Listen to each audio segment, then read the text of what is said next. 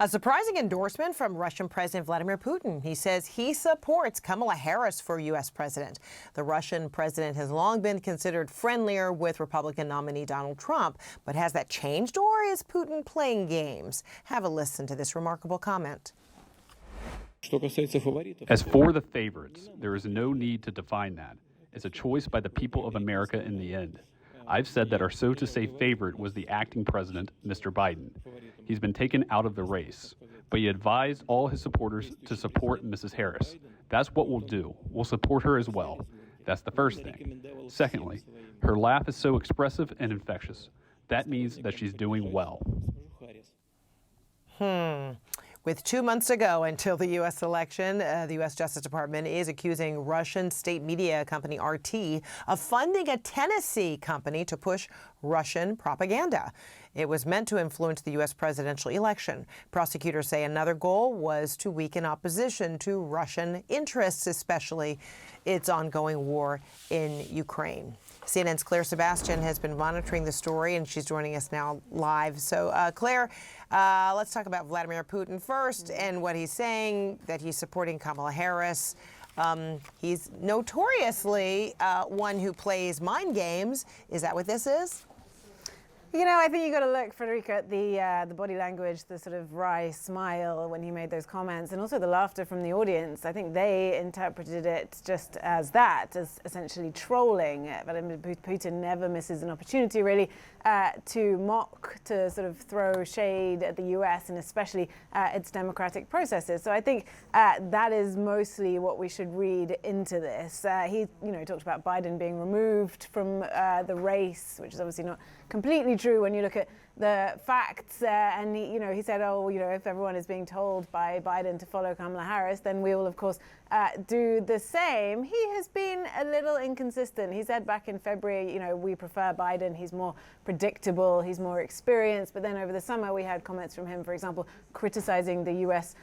Justice system as political after Trump's criminal conviction. He then said that he supports Trump's detail-free plan to quickly end the war in Ukraine. So it really isn't clear at this point, who exactly Russia supports. Traditionally, of course, we have seen support edging towards the Republican side, certainly when it comes to the war in Ukraine. But this, I think, was simply trolling and an attempt to sort of, in front of the domestic audience there, to sort of mock the U.S. political system, Federica.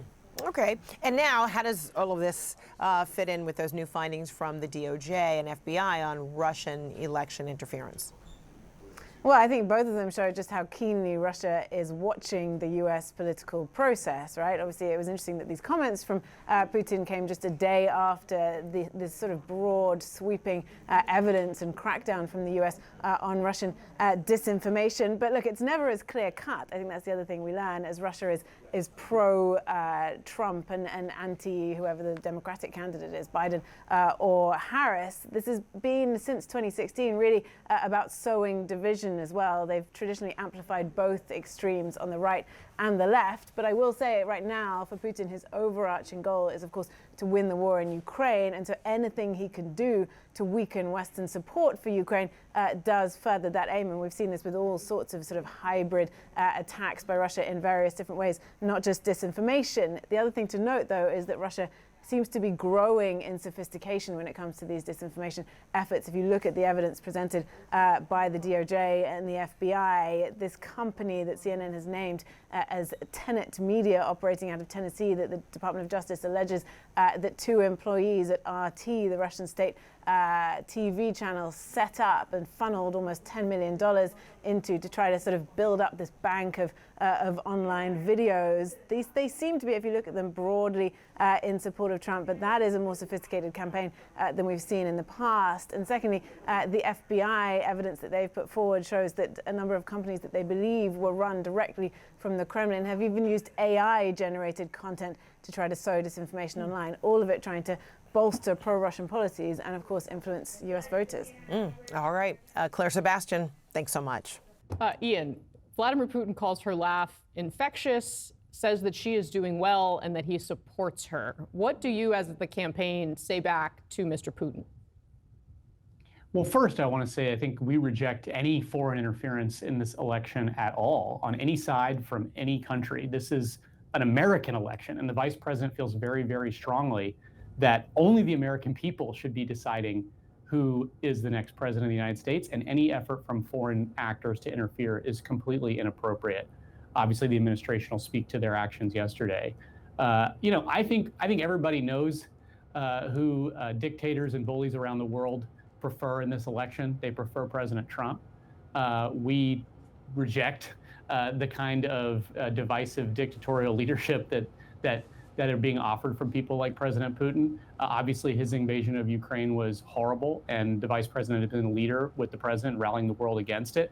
I'm not going to play too much psyops with the Russian president here on your show this morning. But I think that anybody who's been paying attention for the last decade knows where President Putin stands in the election and who his preferred candidate is, regardless of what he may say.